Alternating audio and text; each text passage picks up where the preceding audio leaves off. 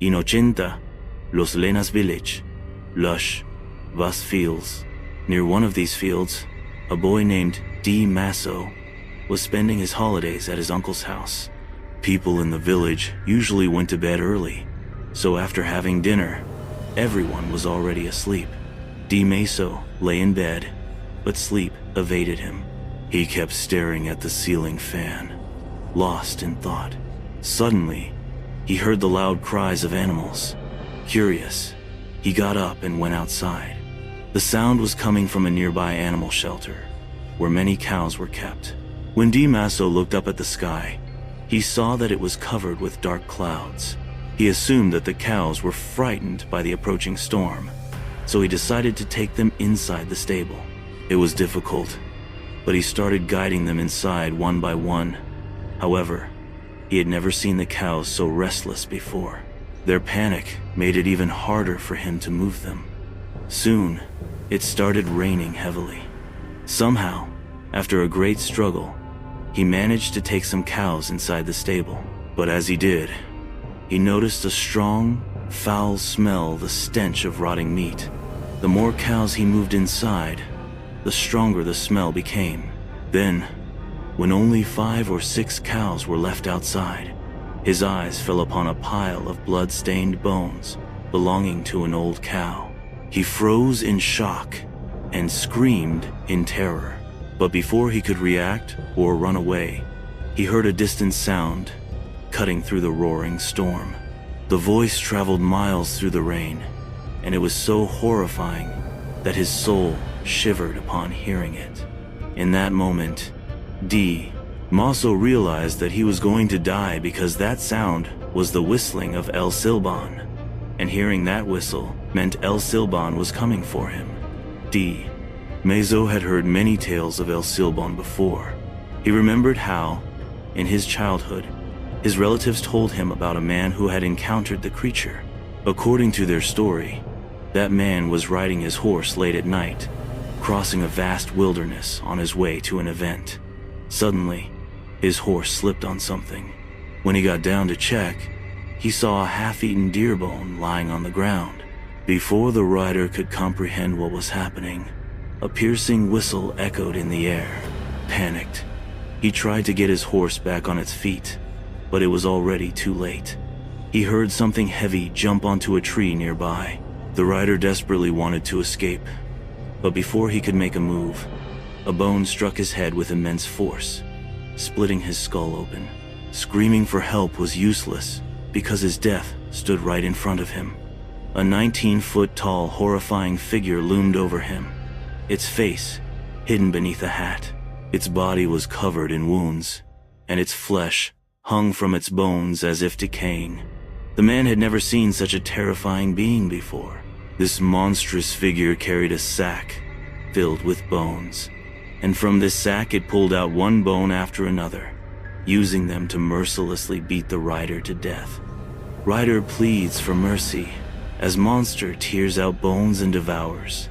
The next morning, some villagers found the rider's lifeless body, but it was nothing more than a skeleton. People say that this 19-foot-tall skeletal being is El Silbón, and to this day he wanders that land, hunting his next victim. As this horrifying tale replayed in D. Masso's mind, his body froze with fear. Before he could even try to run, a giant shadow fell on the ground before him. And then, out of that shadow, emerged a figure even taller than the shadow itself. The being wore a straw hat, and its rotting flesh hung from its bones. It was 19 feet tall, maybe even taller. It was none other than El Silbón himself. The creature began walking toward Di Masso. The sack of bones on its back dripped with fresh blood, and the sound of bones clashing inside grew louder. But even louder was the thunderous beating of Di Masso's heart. Terrified, Di Masso ran for his life, but El Silbón pursued him, jumping from tree to tree at an inhuman speed. Di Masso screamed for help, but before he could escape, El Silbón landed right in front of him. Its grotesque, elongated arms, covered in decaying flesh, reached for him, trying to grab and kill him. Just then, a dog's bark echoed through the night. The moment El Silbón heard the barking, he recoiled in fear. Within seconds, the monstrous figure vanished into thin air. D. Meso looked around and saw his pet dog, barking furiously. The dog had likely rushed there after hearing D. Meso's screams. D. Meso himself believed that if his dog had not been there that night, his bones would have ended up in El Silbón's sack. After that terrifying night, D. Meso couldn't stop thinking about El Silbón.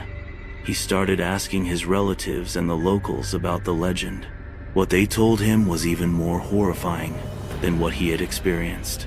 They told him that El Silbón was once a humana-spoiled boy who lived with his small family in that very land during the 18th century. Since he was the only child, his parents and grandfather pampered him excessively. One day, the boy asked his father to bring him venison for dinner. So, his father took his hunting rifle and a sack and set off to hunt a deer, but he never returned. The boy became enraged at the delay. His mother, worried for his safety, gave him a sharp kitchen knife for protection and told him to search for his father in the forest.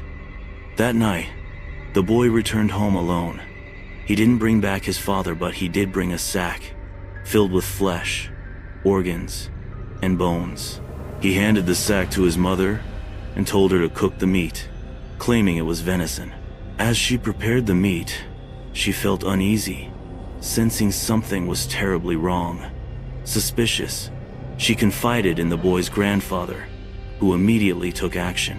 He dragged the boy outside and tied him to a tree. Then, using a hunter's whip, he beat him mercilessly, demanding the truth. Truth? Far worse than imagined. The boy confessed that when he found his father empty-handed, he became so furious that he stabbed him to death. Then, with the same knife, he carved out his father's flesh, chopped his body into pieces, and stuffed them into the sack. Enraged, the grandfather continued whipping the boy, striking him so brutally that his skin peeled off and hung from his body. Finally, the grandfather smeared the boy's wounds with chili and alcohol, then slung the sack of bones over his shoulder and set 2 vicious dogs after him.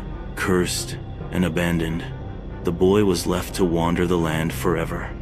People say that since that day, his spirit roams as El Silbón, hunting victims in the dead of night.